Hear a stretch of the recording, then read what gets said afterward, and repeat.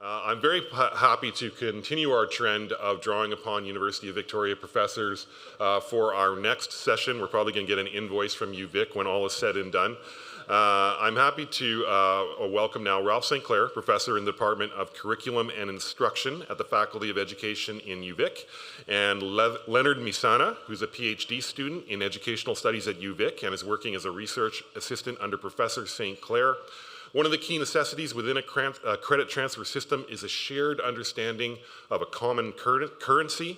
Our next presentation is going to take a look at case studies from 4 different systems and identifies a number of issues involved in creating such a currency and how they can be overcome. So please welcome Ralph and Leonard. Thank you. Thank you.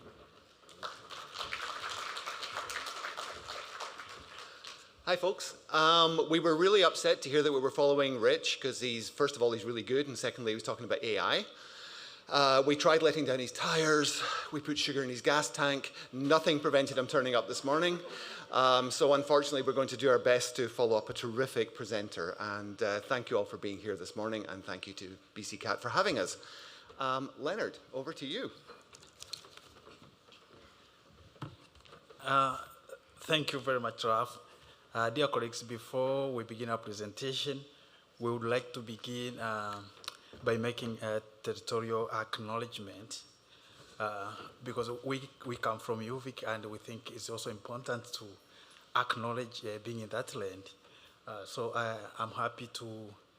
We are happy to acknowledge with respect the territorial, that we belong to the traditional territory of the Lakwanyan peoples where the University of Victoria stands. We also acknowledge with respect the Songhees, Esquimalt, and Saanich peoples whose historical relationship with the land continues to this day. Now, we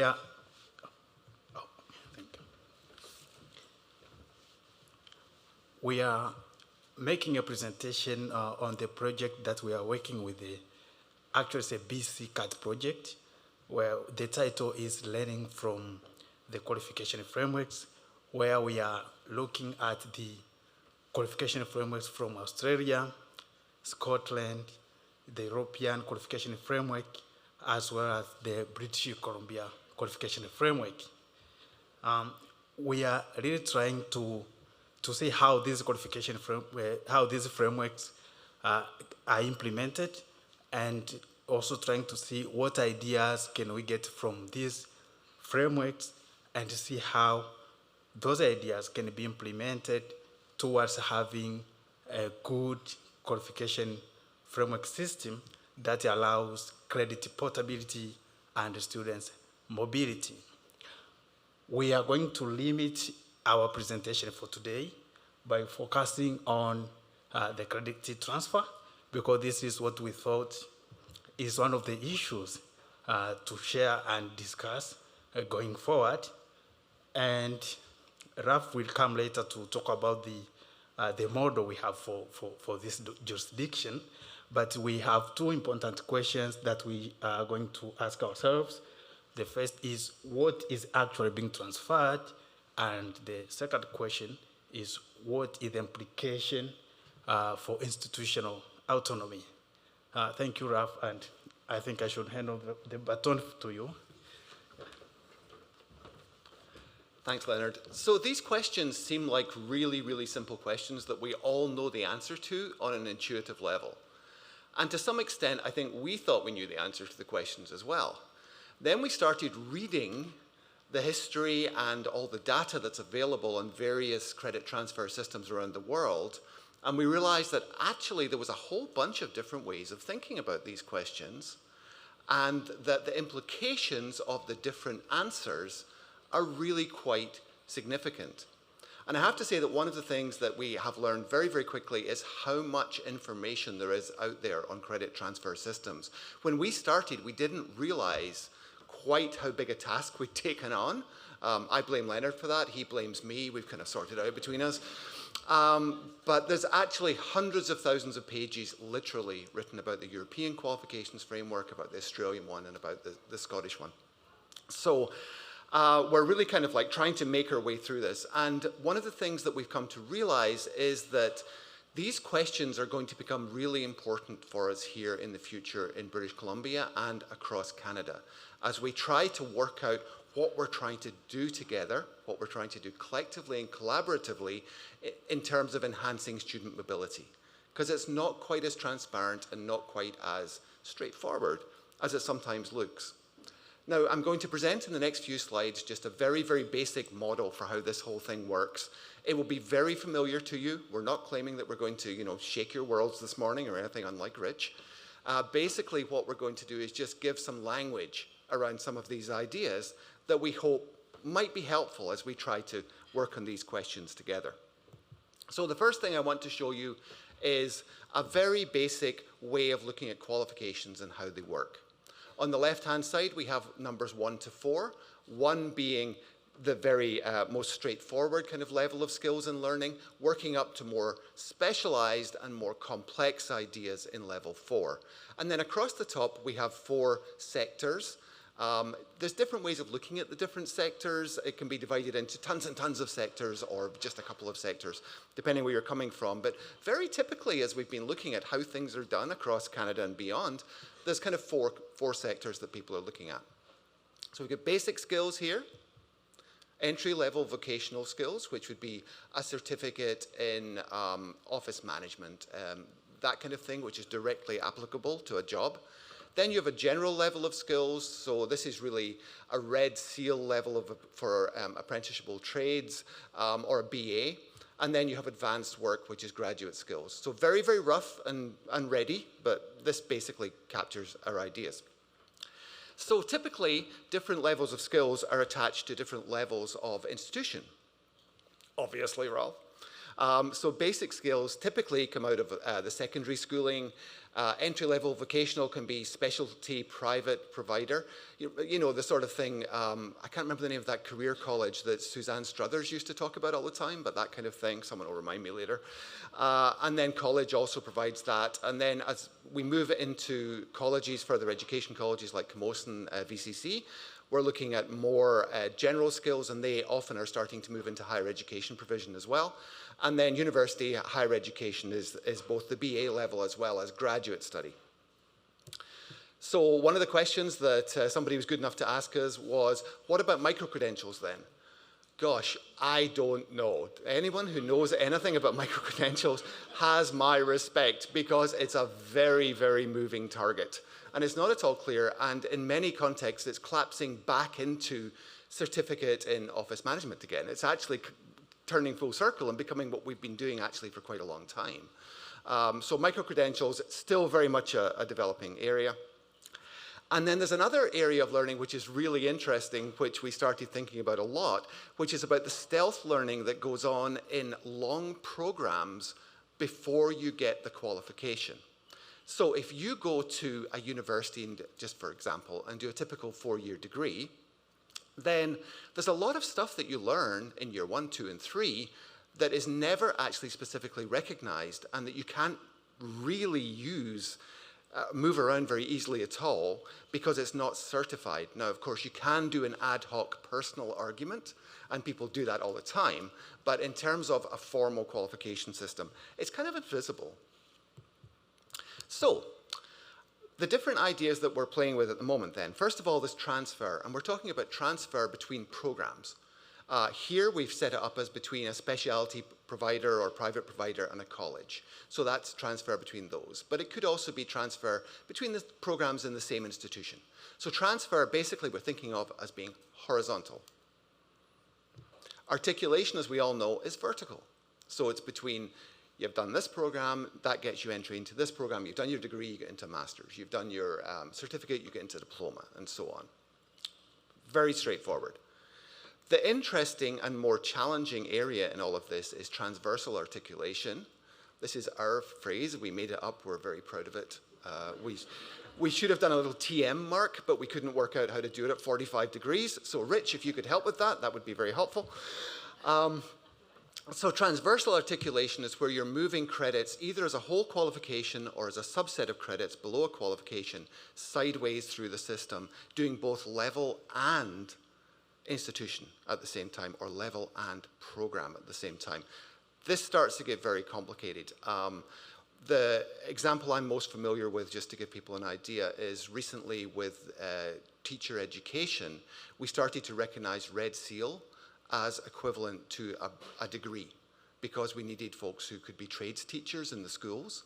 And this was by far the easiest way to do it. And it took a lot of negotiation and argument with the province, with the minister's office, with the BC Teachers Council to make this happen. There are cases, though, where it happens actually very, very easily. And one of the most remarkable that I know of is nursing, where you go from secondary school, obviously.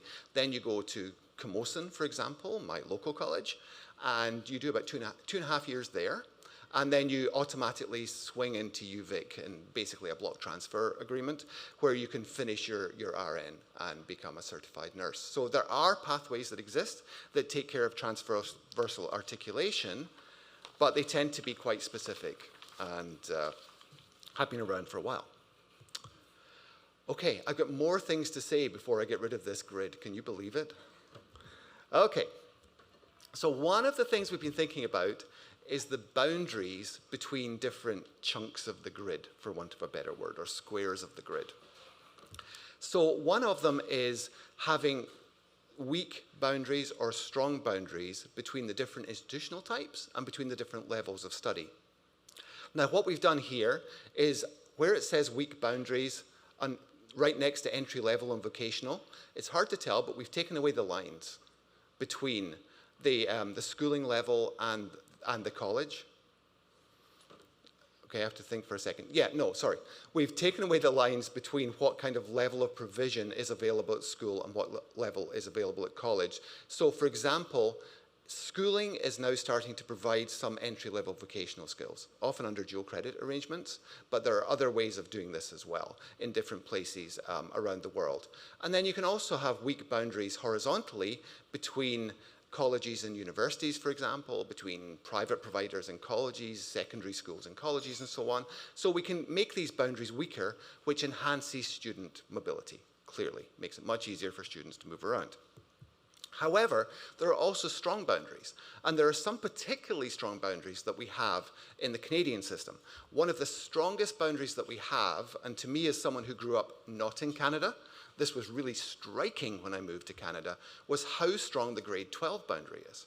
And this idea that you finish your grade 12 before you do anything else, unless you're in one of these dual credit programs. So we take it very seriously. We take high school graduation very, very seriously here. There are other places in the world where high school graduation works in a completely different manner that's far more porous and far less definitive. We tend to have very strong boundaries as well between colleges and universities, having tried to build some programs that use both colleges and universities around educational assistance moving into teaching programs. That's my area. I found how difficult it can be to move students and credits between these two different types of provision. And then another very strong one that we have is between private providers and colleges, because we have primarily a public system, at least in terms of where students actually attend in Canada. So moving between private and public isn't very seamless for students. So we have strong boundaries and we have weak boundaries. Whew, okay, that was a lot. If everyone just wants to take a breath, that's okay.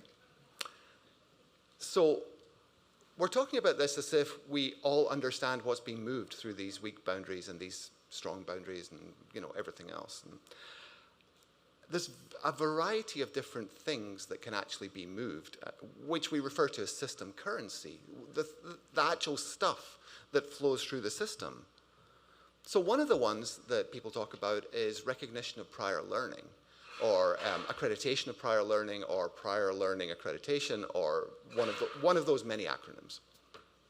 So recognition of prior learning is an important currency. It's where I go to the local college and I say, hey, I've done a whole bunch of work where I've been involved in building ramps to goat houses. Therefore, I should be able to get advanced standing in your building ramps to goat houses program, which it shocks me that Camosun does not have in place at this time. So if there's someone from Camosun here, actually it's the sort of thing that would happen more in Nelson. So if there's anyone from... So recognition of prior learning is one form of currency, a very important form of currency. There's learning credits. What's a learning credit? This is what they have in Scotland. So they have random things that they've made up that are called learning credits that don't relate to anything. They're just completely made up. This is not a surprise as a Scot. And what happens is that you say, hey, I've done my program in goat ramps, and I think I should get this number of credits. They're called SCQF credits. And so you get your credits, and you then have credits, which aren't anything. They're just a thing that everyone's agreed to believe in, like Santa Claus. Oh, no, sorry, that's real. So this is one approach to doing it, is having learning credits as kind of an abstract referent that everything applies to. Another way of doing it is pathway credits, like we have in BC, where we have agreed pathways for certain programs, and basically you build up credits within the pathways. The specific academic credits, and this is the European system, where basically universities get together and say, hey, if you do this particular program, we'll recognize it. If you do this program in Spain, we'll recognize it in Italy as being, equivalent in programs terms. And then the Australian credit system is completely bonkers because they actually move around whole qualifications. So you have to actually complete the diploma to be able to go on to the degree and so on. So they have a very, very cumbersome system. So there's different varieties of what's actually being transferred, of the currency, of how people think about what it means to have credit portability. So at this point, I'm going to pass back to Leonard, who's going to make a couple of comments on this.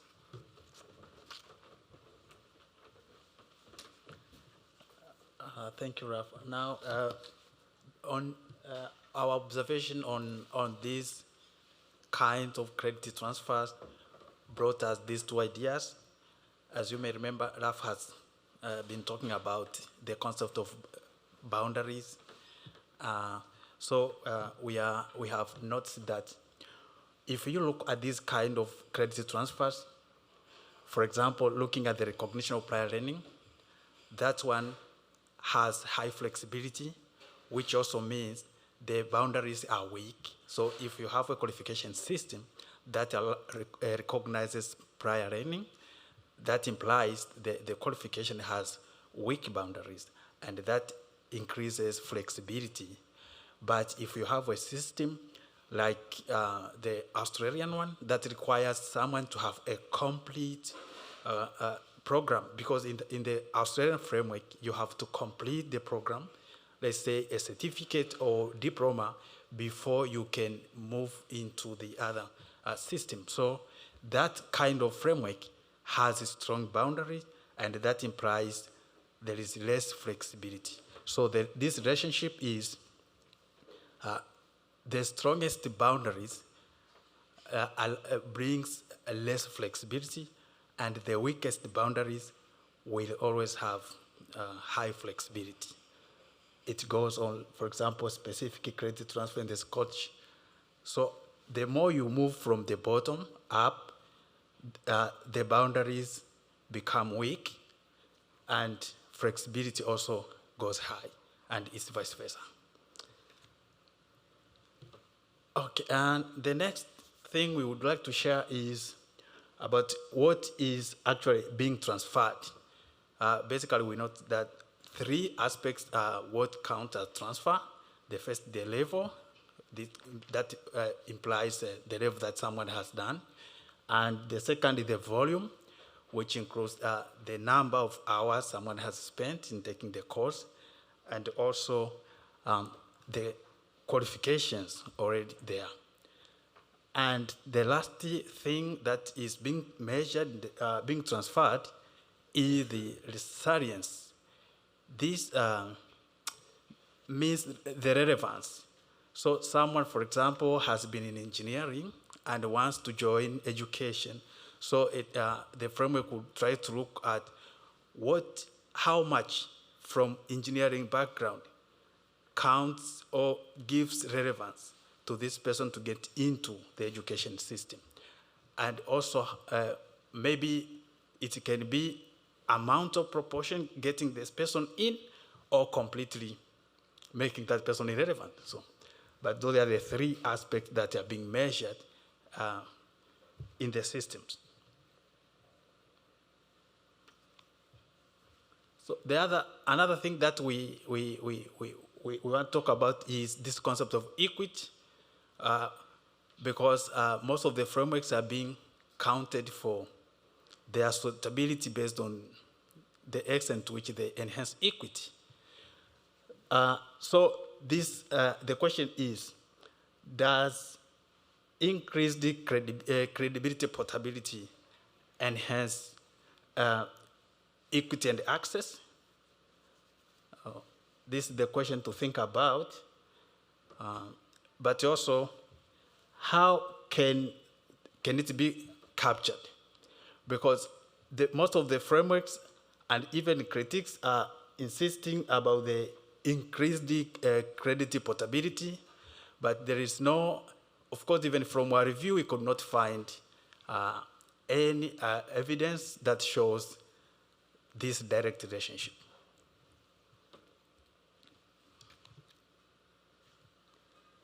And another thing important to consider also was this question of recognition of prior learning, whether also having a system that recognizes prior learning enhances enhances equity is something that we don't have empirical evidence. It's also something to think about. We cannot. I can't assure whether we do have correct answers for that, but it's something to think about also.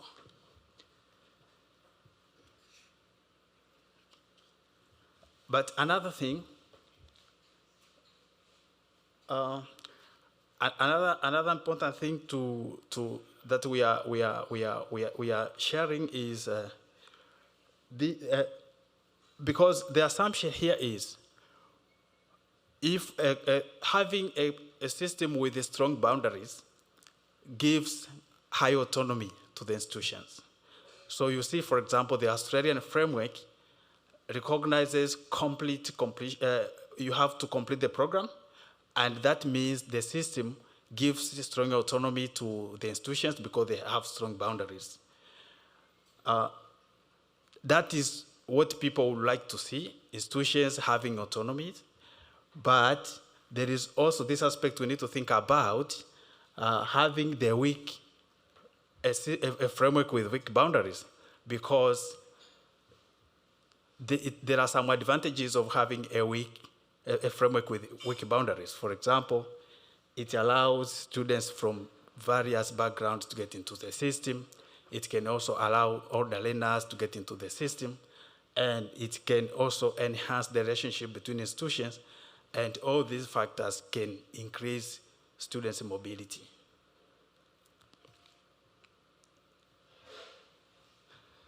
Then, yeah, that is your part. Okay. That was pretty subtle and professional, wasn't it? So this whole idea of institutional autonomy versus weakened and strengthened boundaries is a really, really interesting question, which we'll talk more about when we actually do the final report for the research, which I recommend you all zoop to and read when we get it sorted out.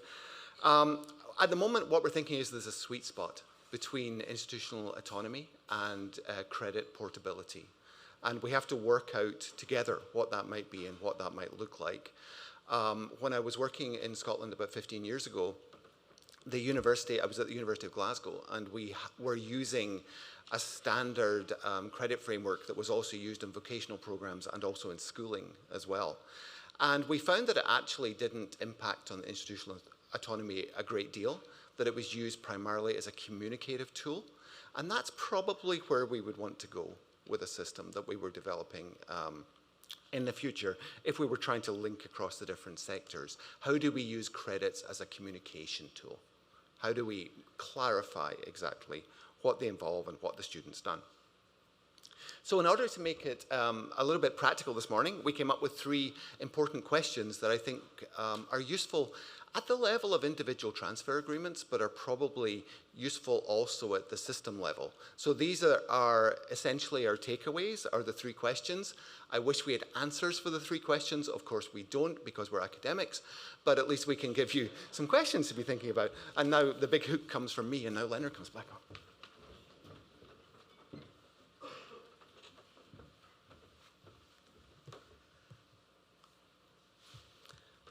Okay, the first question is, what is the intention behind a credit transfer? What is the rationale for having this credit transfer? So the first reason that people talk about is the economic reasons, like increasing productivity. The country can increase the level of production by allowing more people to get into the system and acquire the skills they need for production. So that can be one reason why this conversation is very important. And another reason is for equity or access. A qualification framework can be designed in such a way that allows folks who have been previously excluded from the education system get into the higher learning institution. So you can also have a qualification framework that allows different experiences to go through the system. The third rationale is for workforce management. Qualification framework can be used either to increase or decrease a set of some jobs. You could think of, for example, in Canada, sometimes we feel shortage of some experts like doctors and some other professions. So we can have a qualification system can be used to design a particular program that increases a number of people who deserve to work in that system. And another reason is the sectoral independence. This is how a country decides that to what extent its education institutions should have autonomy or independence.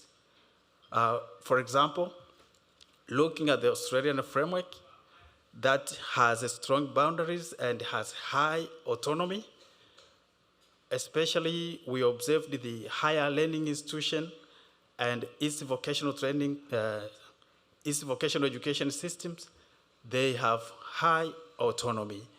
And that also could tell the kind of qualification framework they have. And another is ease of flow. This simply means allowing people to move within the system, but also there can be a framework, for example, a framework with weak boundaries can also be allowing people from outside to get into the system. So those are some of the rationales behind the credit transfer.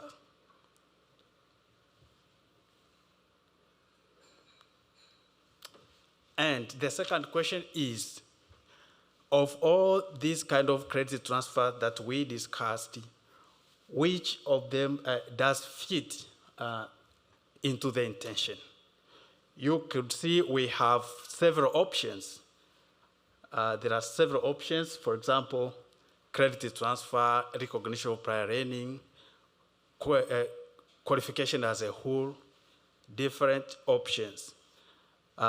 So we were thinking, for example, can there be more than one option? Can we have a qualification framework that recognizes more than one way of doing credit transfer? And for example, if you want to move the workforce from the forestry sector to tourism, can that be used possibly through pathway credit and recognition of prior learning? So this was the second question we were thinking about. It's important to share here.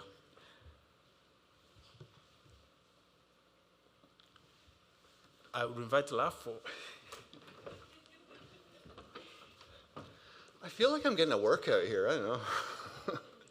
So our third question is who actually manages the system? And there's a bunch of different answers to this depending where you are in the world. Typically there's some governmental involvement and then there's a lot of sectoral involvement. So BC is a high level of sectoral involvement compared to most places, which I think is very helpful. But it's necessary to really think through who's going to do this work. The kind of issues that arise are disagreements about credit value in terms of level, volume, and the salience of the credits. There can be issues around unclear process. Transparency to staff and learners was a really interesting one. In our work as we were trying to, I mean, everybody talks about transparency to learners as being one of the reasons to have a really great, well-developed credit transfer system, but the evidence that we've seen so far, again and again, has told us that actually it's incredibly opaque to learners and staff. Even, you know, at instructor level, program manager level, they don't really understand what credit transfer is about and what it means, and certainly learners don't at all. One of the interesting things we discovered was that when it comes to RPL, the people who could benefit most from RPL almost universally so far in the data that we've gathered are the people who are using RPL least. So RPL tends to be used by people who are fairly well educated, who are fairly confident, typically generalizing a little bit, but typically middle class learners who have the confidence and the cultural capital to navigate the system. And RPL is used a lot less often by folk with an unconventional educational pathway, which of course is undermining the whole point of having RPL.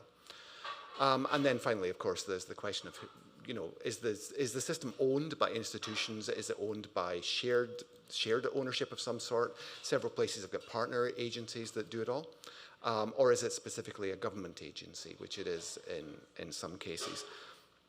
So these three systems these three questions that we brought up this morning in terms of what's the intention behind transfer and articulation, what's the currency we're going to use for transfer and articulation, and who's going to manage this whole thing, I think are actually vital questions for the future of credit transfer and articulation in British Columbia and across Canada. These are the things that we have to be thinking about, I think, very deeply if we want the system to develop further, to develop more strongly across provinces, if we want to start to include folks who have very significant educational disadvantage in our system and to serve them well, we really have to think about how we're going to do this and be very deliberate about it. And I'm not suggesting for a second that the system as it's been developed has not been thought about a huge amount.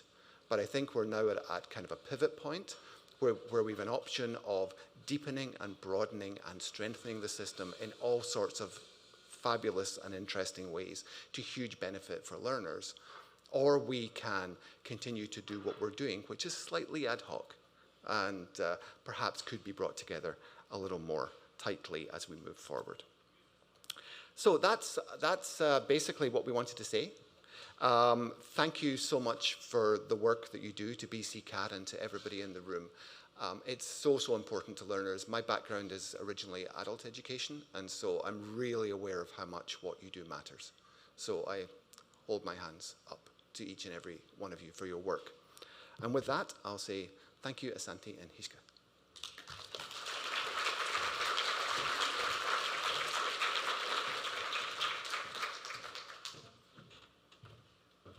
All right. Thank you, Ralph and Leonard. That was excellent. We do have microphones in the room, so if you have any questions from the audience, please put your hands up, and we're happy to have them. Likewise, for those of you that are online, please put the questions into the chat. So we've got a hand up over here for our good friend, in the back. So we'll go with you, and then we'll go with John after that. Okay. Please go ahead. Hi, so my name's Kimberly from Douglas College. I was just thinking, I have, as you can hear from the accent, kind of a European background, even though I was born in North Van. Just making some comparisons with my experience elsewhere before coming to BC. So I had no idea 5 years ago what this transfer system was all about. Now I'm chair, so that's all I ever do. My question was, I was thinking about it in relation to other things we've been hearing about, and particularly in the humanities, and how there's a real crisis in getting students to enroll. Okay, so the summer melt, what we were hearing about yesterday, but yeah, it's pretty wide across the humanities in particular. And I was just thinking that for me, this weakening of boundaries could be a way of dealing with that, perhaps. And I was wondering if you'd got any data or you'd thought about that question.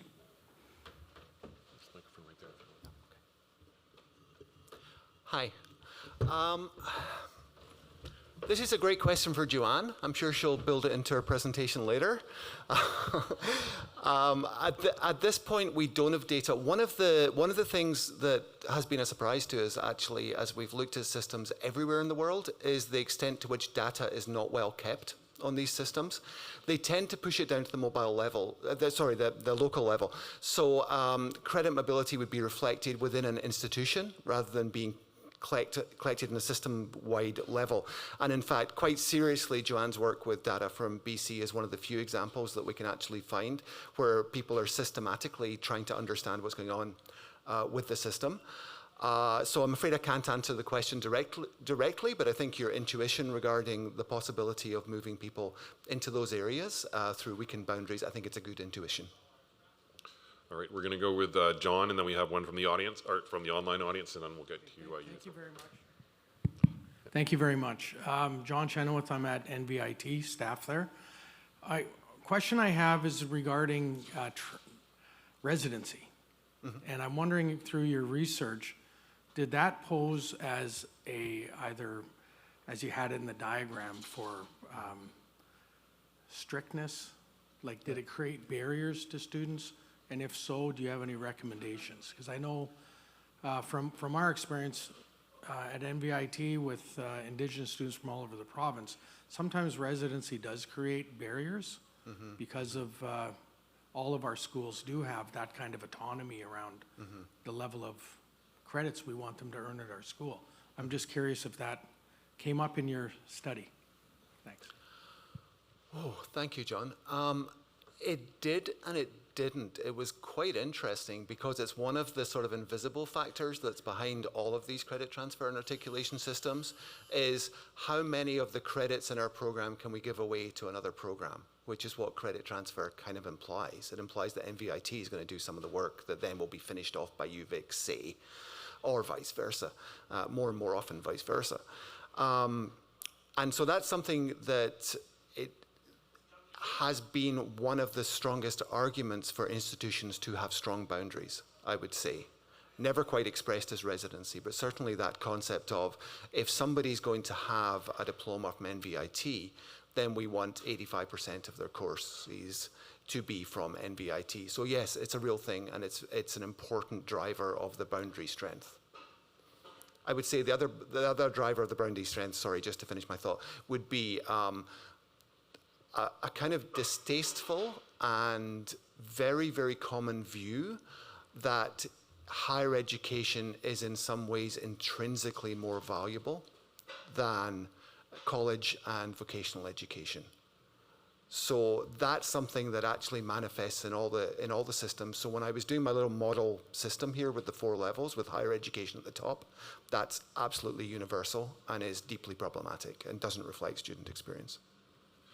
We have a question from the online audience, and then we'll get to your question over in the back. You suggested that the sweet spot might be to use credits as a communication tool.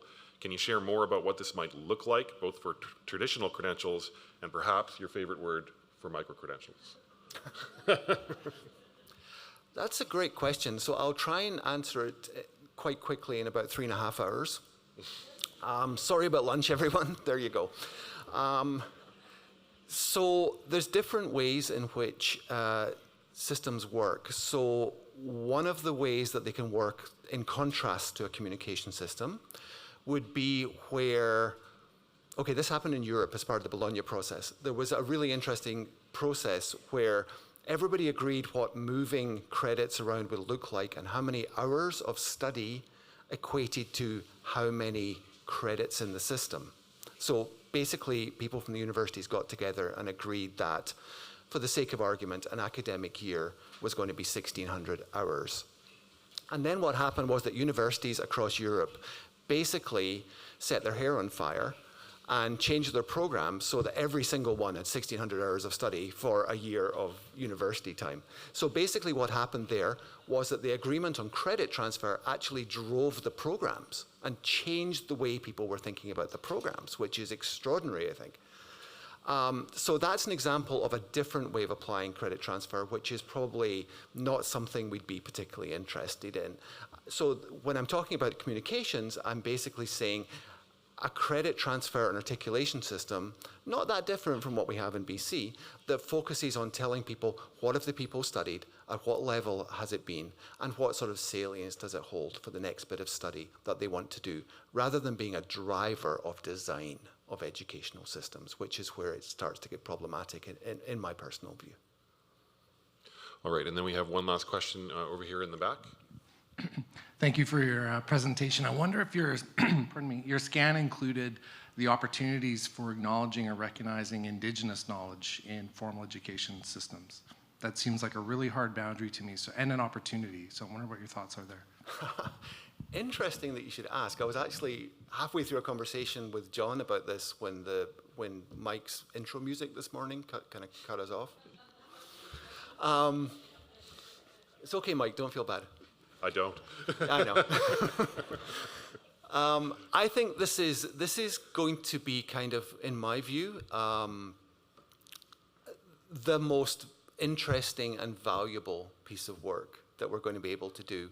But make no mistake, BC is a world leader in terms of really trying to engage with Indigenous knowledge.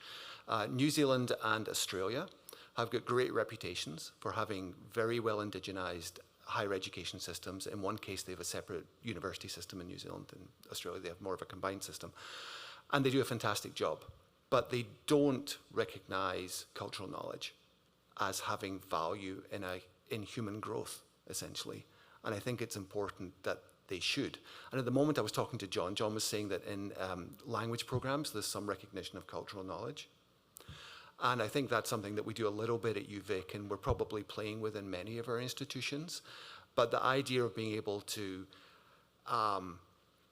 really have a rigorous and respectful process, irrespective of the form of the person's experience, I think is something that would be, I can't even begin to express how important I think it would be, and also how challenging. But the person I'm always thinking of when I'm thinking about systems in BC, and I hope this is not a offensive stereotype in any way, but I'm always thinking of a friend of mine who works in a local nation's office and who didn't really complete secondary school and who got the job when they were relatively young and then had kids and continued to work in the office and is one of the best administrators I've ever met in my entire life. I mean, just an incredibly competent and thoughtful and effective individual, and yet her experience would be incredibly hard to credit within the systems that we have, and would cost a lot of money potentially to credit within the systems that we have. And I think that's frankly just unjust. So I hope we engage with that work. Well said. And I want to thank you, Ralph and Leonard, for both being here today. That was an excellent presentation. You get a round of Thank you.